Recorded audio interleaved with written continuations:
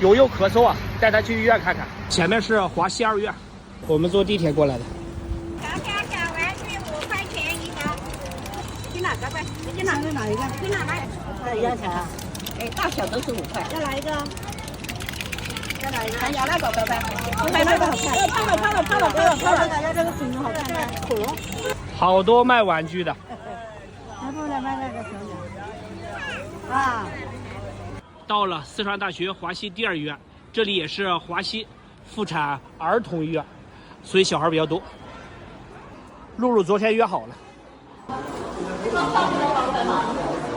楼。现在是10点半。4号电梯。这么多人。我们就是旁边的诊室。